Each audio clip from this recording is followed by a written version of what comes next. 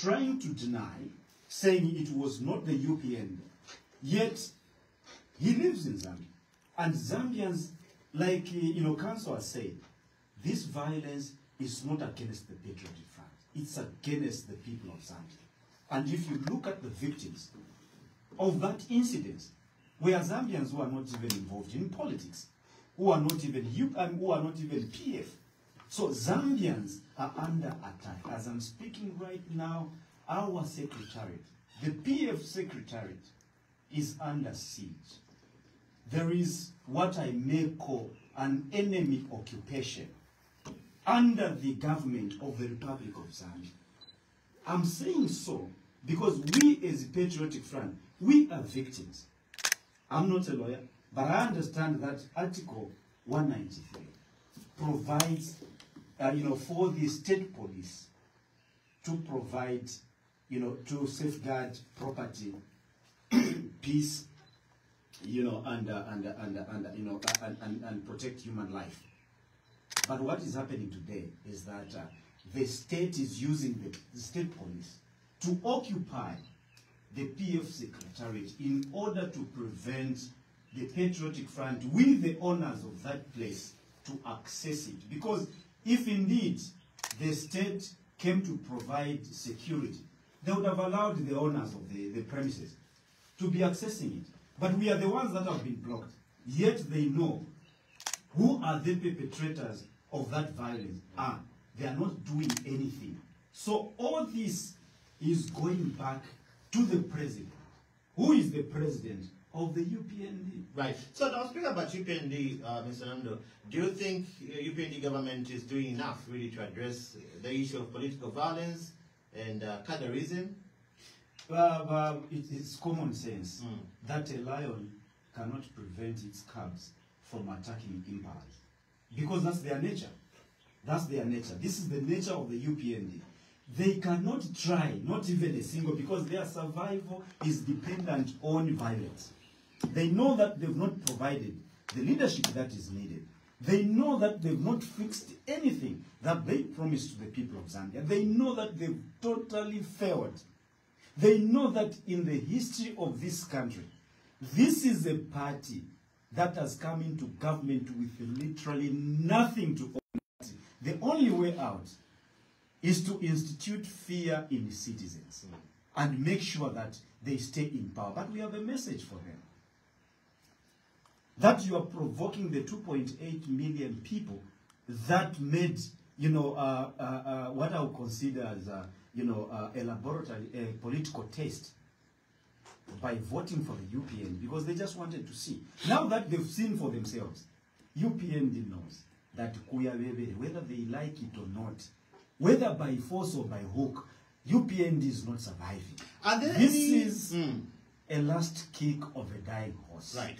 If they have any substance to put on the table or to give to the people of Zambia, they would not resort to political violence. Now, Bamanondo, are there any specific policies or actions, taken by UPND government that you believe are contributing to the resurfacing of the political violence and cadreism we are now witnessing in the country? First of all, let's be very clear. There's no resurfacing of political violence has never gone away. They've always been violent. From opposition until they formed government, they've always been a violent political party. So what we are seeing today is an activation upon realizing and sensing danger that they are not here to stay because they forced themselves into government. That much we know. All the platitudes that they promised, none of it has come to fruition. Look at the contradiction. Look at the disorganization. Look at the government that is leading a country without any policy direction. UPND was campaigning in opposition on 10-point plan. Is 10-point plan a cognizance of the Bill 7? They've diverted.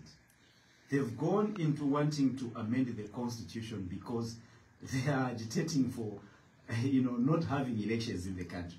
They want to go for 7 years. Now, what UPND has failed to do in 5 years, can they do it in 2 years?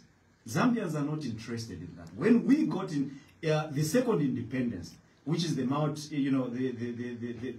the democracy that we got in 1991, we all agreed as a nation, regardless of which political party you're coming from, that a presidential term will run for 5 years, and then you subject yourselves to elections, so that people again can re-examine you. Why is Hakainde Hichilema afraid of facing people in the ballot paper next year, 2026? The very 2.8 million that voted for him, and he brags to say, this is a record breaking. Ever in the history of this country, there's no any presidential candidate who has gotten 2.8 million votes from citizens. It's only Hakainde Hichilema. So the question is, why is he afraid? Right. Is he not having the same 2.8, probably 3 million people waiting to vote for him? But because he knows to say he's politically impotent, he's been exposed, because he was in the opposition, and he could promise anything. He could promise anything, even in marriages. No, apaba youth number, mwaramba no kupa. Those are the comments that the president was saying, because I'm coming to fix the economy. This is an economist who has actually disappointed and betrayed the economical, the economical body of this country, and the economical profession, because the economists, blank, he has to be lectured by somebody from outside. That's why Dangote, no, you can't run a country 21 hours. This is Live Issues for today, Tuesday, the 18th of November, 2025. We are discussing the resurfacing of, political violence and cadreism under the UPND leadership. My guest in the studio this morning, I'm privileged to be hosting, Tonsi Alliance Youth National Chairman, Council Celestine Kandila, and PF Media team member, Walia Nondo, are my two guests this morning on the program.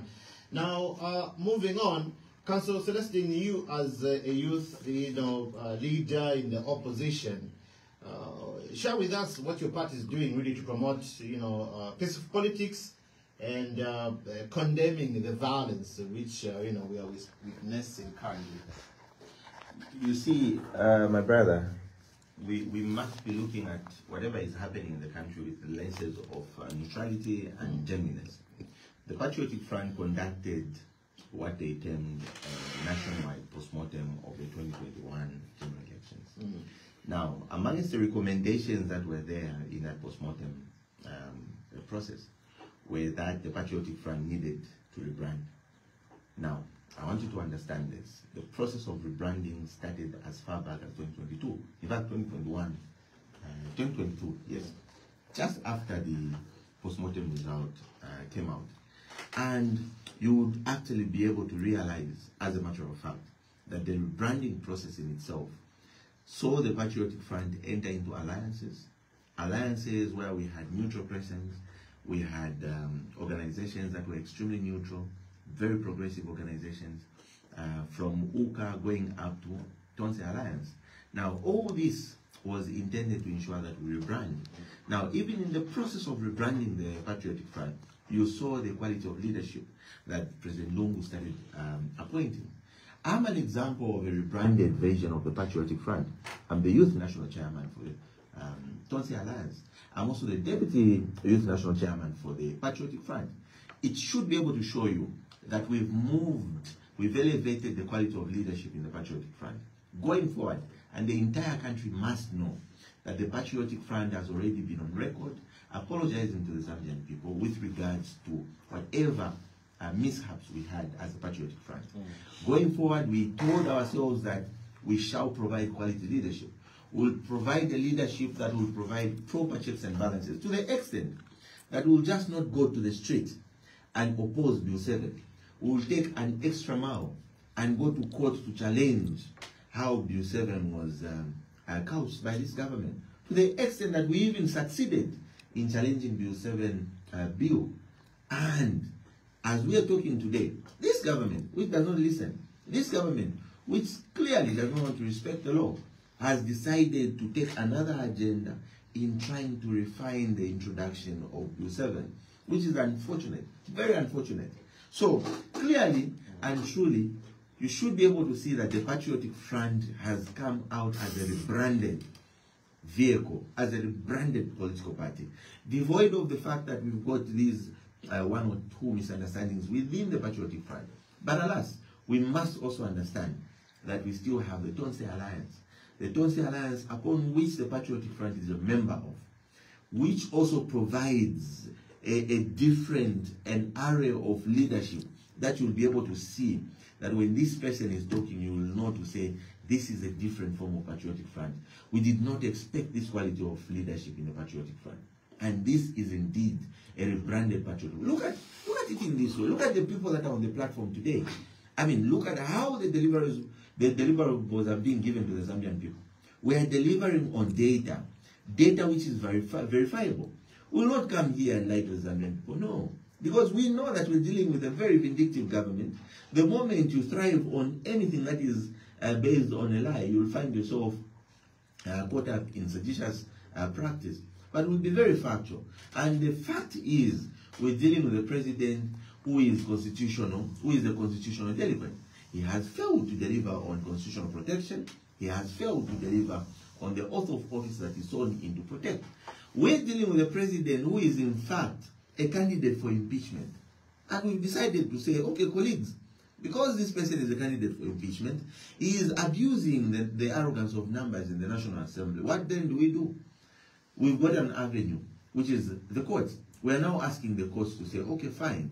Another petition was filed in, I'm sure you understand, a fortnight ago, where myself and Honorable Brian Mundubile filed in a petition to try and question the Constitutional Court as to whether a person who is a candidate for impeachment, a person who has violated 10 provisions of the Constitution, can qualify to file in a nomination to go and contest for a constitutional office, the very constitution that he has violated. And for us, our contention is that such a person does not qualify, and therefore he should not even be on the ballot. So we are saying President Hakainde is a candidate for impeachment who cannot even qualify to be on the ballot next year. The very way they ruled on a future happening under the Dr. Edgar Lungu petition for eligibility is the very way this court is likely to rule, to side with our thought process, to indicate that Hakainde Hichilema does not qualify to even contest for presidency. He's not eligible because he's a candidate for impeachment. And there's a clear judgment of the court, which even showed that this regime, this president abrogated 10 provisions of the Constitution. In the Celestine Mkandila and Munir Zulu case, the law is there, the case is there. So clearly, doesn't he have a legal team to advise him that you are abrogating these laws? I will tell you, my brother, as a lawyer, I've got a primary duty, which is I'm sworn in to protect and defend the Constitution. One. Secondly, I saw allegiance to the President of the Republic of Zambia. As a matter of fact, that allegiance entails that when this president is doing wrong things, I will come out and say, Mr. President, what you are doing is wrong, and the law does not provide for that. Unfortunately, and I repeat, unfortunately, my colleagues who are charged with the responsibility of advising this president are not doing a good work. They are not advising the president correctly. They are not telling him the truth, especially with regards to constitutional protection. So it's a very unfortunate scenario where we found ourselves with a situation where this president doesn't want to listen. Civil society, and there's no way, for crying out loud, there is no way civil society organizations would advise you not to do something. You go ahead and do it. The church will advise you not to do something. You go ahead and do it. Every person advises you to stop something, and you go ahead and do it. I think this situation only now requires exorcism. We must exercise the leadership of this country, because it's not normal. This is now tantamount to witchcraft or satanism. There is no way you are told something and you don't want to listen. So now what we need to do is to get back to the reality of what we must do as a nation. What we must do as a nation is, one, to ensure that we remind our leadership every time they make an error that the power that they have today, the constituent authority, emanates from the Zambian people. Zambia is a constitutional democracy. We must start listening to the people. You cannot decide to bulldoze your way. You keep forcing yourself into wanting to amend the constitution, which constitution does not even require refining or amendment. So, in essence, ideally, what we're saying is the Patriotic Front has now provided quality leadership that, and just to show that we're a very democratic party, and just to show that we live by the norms of good governance, transparency, and fairness, we are going for a convention. And when you see even the quality of people vying to be president, hey man, we are not short of quality leaders in the Patriotic Front. Any person can emerge as winner. Any person can emerge as a quality successor to Dr. Edgar Lungu. And this is what we call a rebranded Democratic Patriotic Front. Maybe we must change the name of Patriotic Front to Democratic Patriotic Front. We don't have because clearly, it's the only political party showing very good tenets of democracy, going to conventions, encouraging intra-party democracy, encouraging full participation of every member into this democratic process. That is what we call having a democratic institution. And I only hope that even the ruling party should be able to admire and copy from what the Patriotic Front is doing. Because now in the ruling party today, the UPND, we've got those that are considered as the Alpha and Omega. The gods, they've created themselves as mini gods. Unfortunately, I don't even think they would go for a convention where they will allow any other person to challenge President Hakainde. So this is clearly what we're trying to show the Zambian people, that we are a political party, we are a political movement that allows for free participation of every person. Right. Now, speaking about free participation of every person, Councillor, so how do you plan to work with other stakeholders to address the issue of political violence and sectarianism in the country? You see, we've always placed it on record that the church must be able to play a bigger role. The church should play a bigger role to ensure that we unite this country. There's so much division, there's so much tension, and we must be able to use the platform of the church. The church is there to provide moral guidance. You see, for the first time in the history of Zambia, we had a president who decided to amend the constitution and include morality into the constitution, the moral values of this country, to be amongst the things that are extremely critical in the running of the affairs of the country. That was Dr. Lungu. The 2016 constitution has provided for moral values and conduct, to the extent that it even provides that every year the president should give a status, an address to the nation, to tell the nation as to where we are standing in terms of morality. That in itself falls under the ambit of trying to control and correct cadreism, correct violence, political violence. And all this is in essence intended to ensure that we have a country which is free from political violence, one that provides proper tolerance in the political sphere. And that is why you even saw President Lungu was amongst the most insulted president. And you never heard at no point that someone has been arrested for defaming the president or whatever. It was never there. But this president, for the first time in the history of Zambia, political opponents, political players, we've had over 80% of politicians in this country being before court. None of us has been spared. Why? Because of just raising a voice to oppose the operations of this country and the abuse of the Zambian people. This clearly shows abuse. But in essence, we must be able to understand. We must be able to understand that as a Patriotic Front, we intend to always engage the church because we believe that we are a God-fearing party. We believe that us having proposed to amend the constitution and realized that God should reign supreme, we must always run to the church. Right. Did you know that? Have you ever read the preamble of the Zambian Constitution? The preamble of the Zambian Constitution actually recognizes God as the supreme. You know, the supremacy of God has been recognized. Let me just read it for the sake of the Zambian people to realize just how God-loving we are as a patriotic front, and how we were, and how God-loving Edgar Lungu was. When you read the preamble of the Constitution, the first paragraph says, "We, the Zambian people, acknowledge the supremacy of God Almighty." How amazing is that? Acknowledge the supremacy of God Almighty. So in this vein, we went on to declare Zambia as a Christian nation, constitutionally. So we acknowledge that God is supreme. It's not Hakainde who is supreme, no. It is God who is supreme, the omnipotent being, the only one that is immortal. None die. But now we've got a scenario where the UPND are trying to create a God in an individual. No, we shan't allow that. Let's be realistic. And the realism in this vein is, in order for us to fight political violence, let's use the church, let's educate people, let's remind people, and let's create an environment fit for them, the youths especially, to earn. Right. Extremely important. The bottom line is earning. When you are busy earning, you will not go and participate in violence and political violence.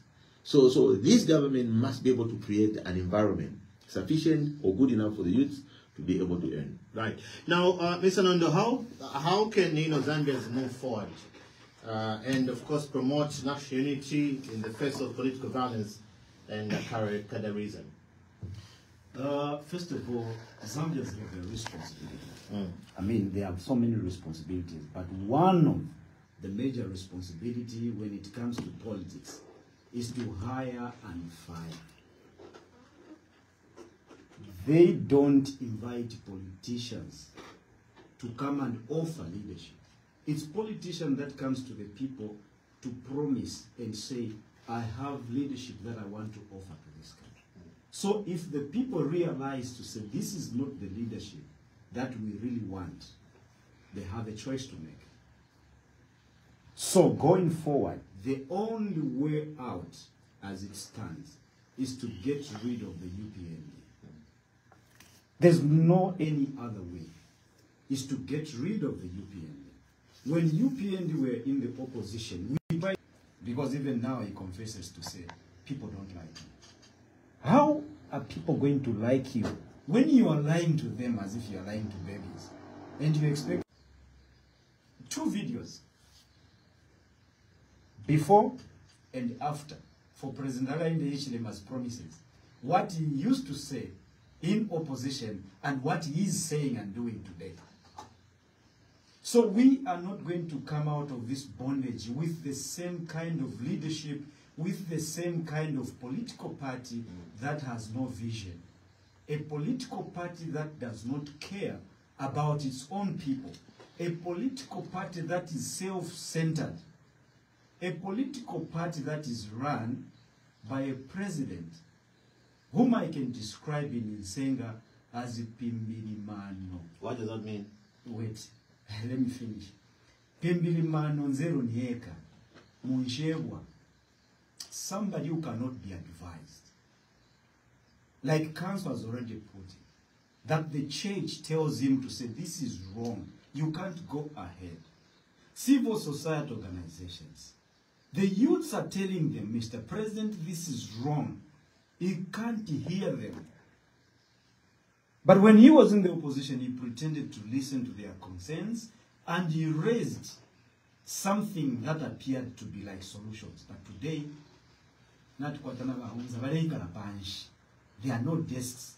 And this is a man who would say, we've removed the subsidies because we want to make sure that there's no any child that is sitting on the floor.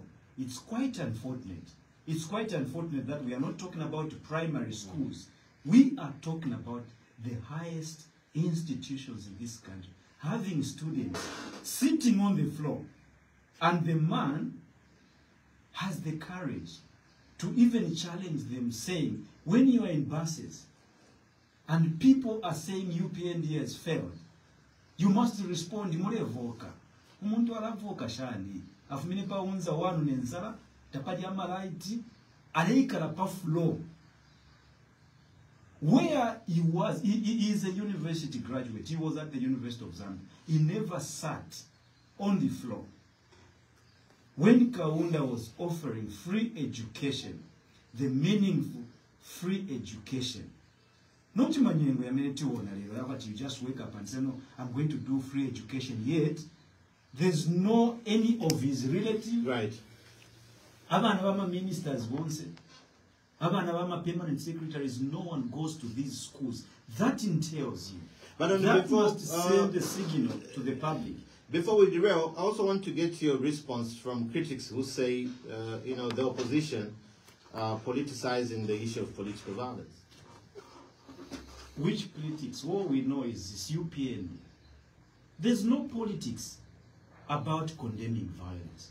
There's no politics about saying UPND is a violent political party.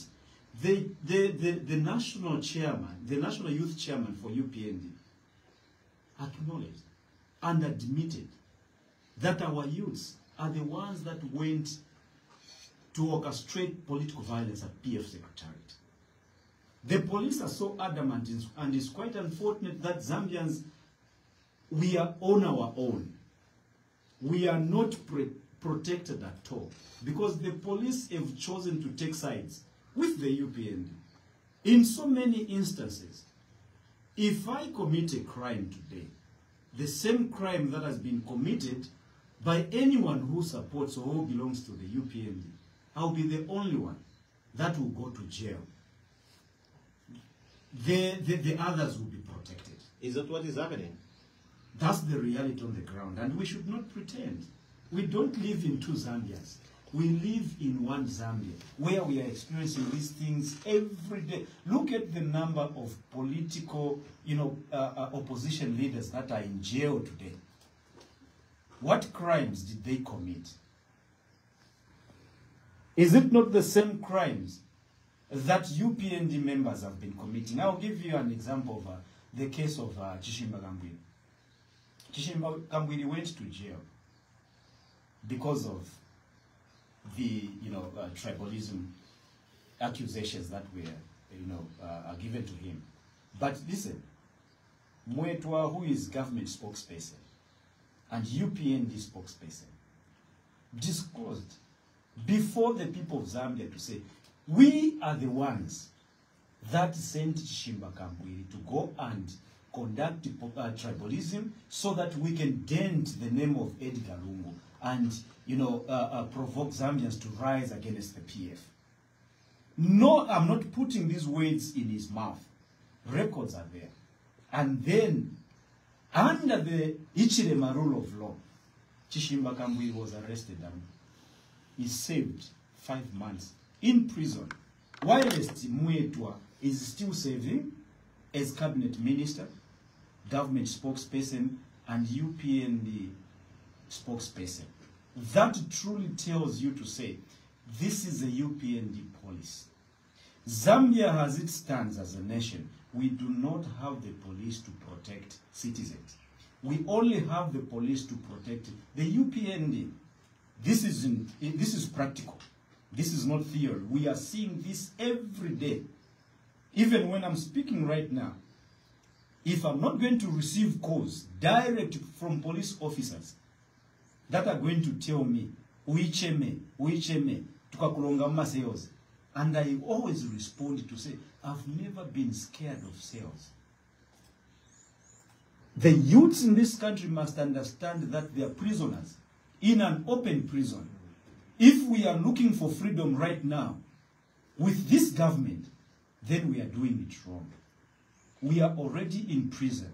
What we need to do is we need to get out of prison and begin to look for real freedom. Right. You cannot look for freedom while it's in prison, right, unless you get out of that place.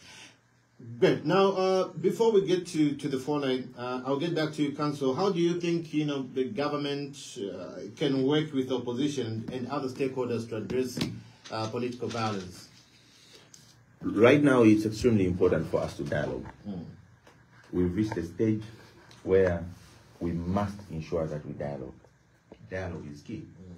Political players must be brought on the table. Every person must be brought on the table and reminded that we only have one Zambia.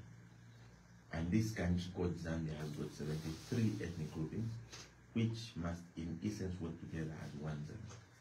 Political dialogue is extremely important at this point. Now, the buck stops at the leadership of this country. President Hakainde should honor and take up the grand gesture of calling for this dialogue. Now, you know, as of yesterday, the UPND Youth National Chairman, my good comrade Swaniso, admitted that those youths that attacked the Secretariat are UPND youths.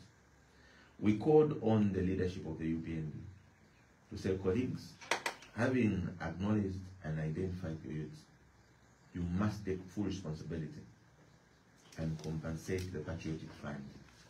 They must ensure that they take full responsibility or repairs that have to be undertaken at the Patriotic Front political party secretariat must be borne by the UPND. And that's a mature thing to do. It is the mature thing to do, having recognized that this is an act that was done by your youth. This is an act that was done by your people.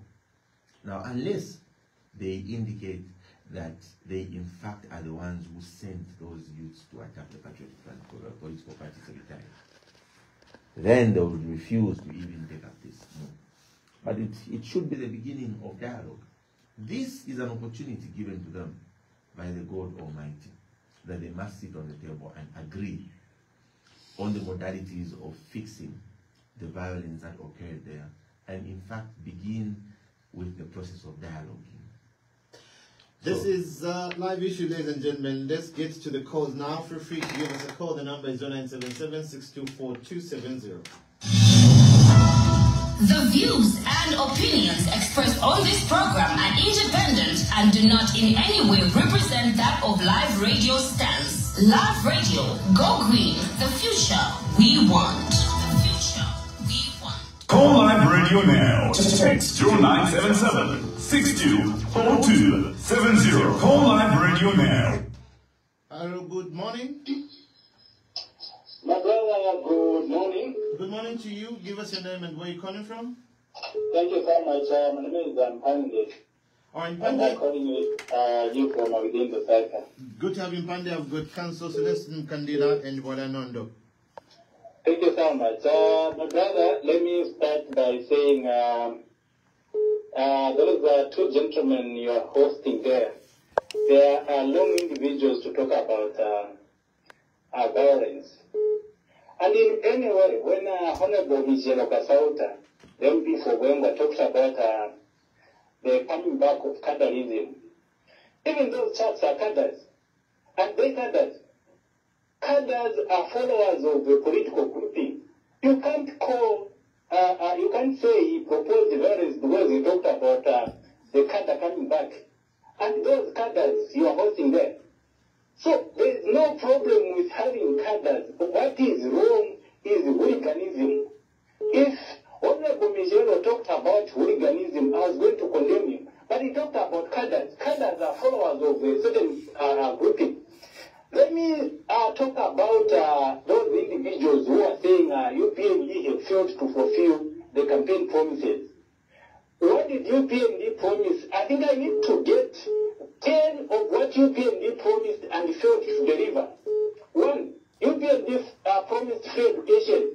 When free education came, my brother, even those children who were not in school came back in school. That's why you are seeing these loaded classrooms. It was a result of having children who were barred from attending classes by PF then.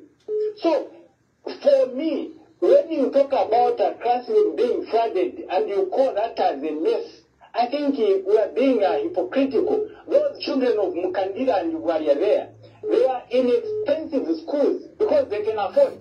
What of those children from poor families? Where do they want them to go? So because free education brings classrooms that are loaded, those individuals are condemned with free education. Mpande, as you conclude. Let me conclude this way, my brother.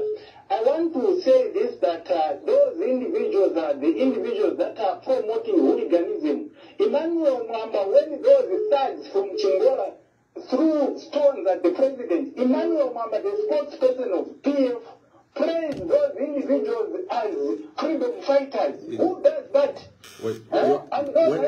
Where are you calling from again, sir? Mpande. My brother, those individuals in PF today, they cannot champion anything. They are the one who's cracked of me around. Mr. Mpande. Thank you so much. Mr. Mpande, before you go. Mr. Mpande, before you go. I've got a question for you. Where are you calling from? He's asking where you're calling from. No, just to tell me what you want to tell me. Not actually where I am. Do you have power? Because your phone is about to go off. Because Akainde Ichilema promised that we will have no load shedding. So that's amongst the promises. Yes, sir. Okay, let me just increase the volume of the radio so that you hear that there is power. Thank you so much. Thank you so much. We appreciate your company. Good morning.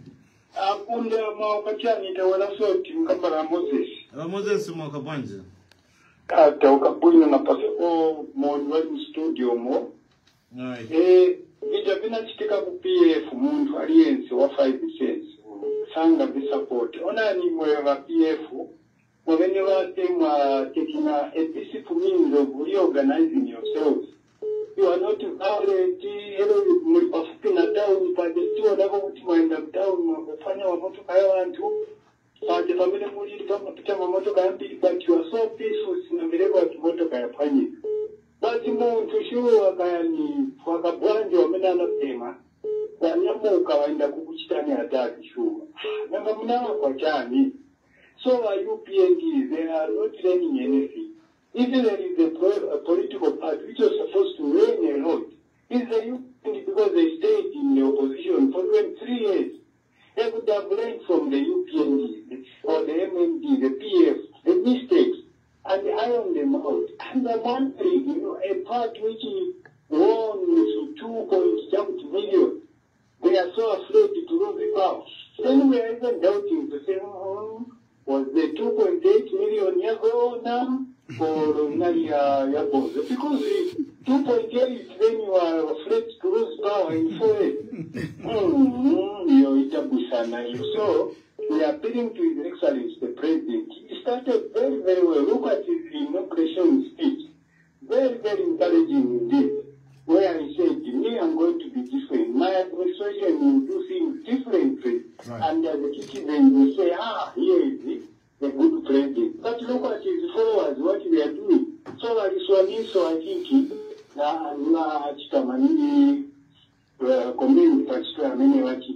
conclusion, PF, it is done, me as a Democrat, me, I don't support you in any culture. I might not even vote for you, but I'm so encouraged with the way you are doing things. Very peaceful indeed. Manje muntu kaya ufaka branji wa menenguyo. Why I'm a good sign attack. Zukomo Kambira Moses, let me take you one more, then I'll let my guest respond. Good morning. Morning, how are you, Mr. Moderator? I'm fine, thank you. How are you? Your name? My name is Philemon from Turika, Zambia. All right, go ahead, Philemon. Allow me to disagree with your guests there who have continued to floating almost propaganda on this platform. Let me qualify. I stand to be corrected. More than 6 million deaths were manufactured, were produced locally. And then one is saying, no, government has done nothing. People are still, these marenas, even university are still sitting on the floor. This is what we call propaganda. Go to the rest of Zambia, who got electricity, those institutions are taken care of. They are given electricity 24/7. And they have got a backup with project there. And then they are saying, no, my universities are with setting. Who told you? This is what we call propaganda. Coming to the issue of the economy. Does he know where UNZA is? Hello? Go ahead, please, Philemon. The issue of economy. The economy. You know, when we assume the power, which anybody wants to look at it, me from Turika, I'll continue reminding you, we found this economy on 2.8 negative. What does it mean? Which means it was going in an opposite way. Instead of the economy growing, it was going in the opposite direction. That's why you and your boss, may so rest in peace, installed a lot of projects that were achieved freeze, wage freeze, you know, and you defaulted. Mr. H went to the extent of saying, please, me, I've got the capacity to restructure this debt. What did you do? You started dropping, insulting, and you said, no, it's political. You went further and paid colossal amount of money to that company that failed to restructure the debt. Instead of using your local resource called HH. Now what have you done? Immediately upon the accumulating power. You restructured this debt. That's why you are seeing that the economy has recuperated. And you not done the debt restructuring.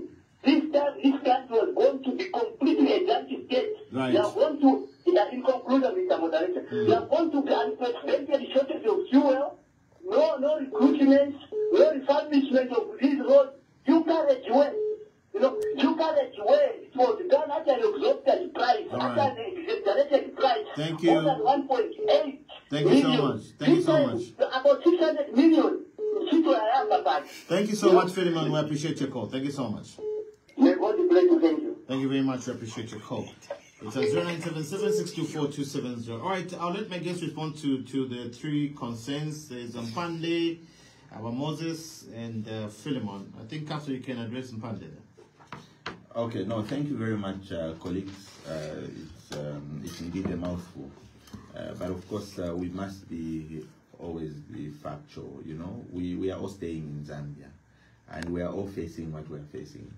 I mean, in 2017, the reality is I was buying fuel at 17 kwacha. Today, I'm buying fuel at 30-something kwacha. And that is the reality of where our economy is.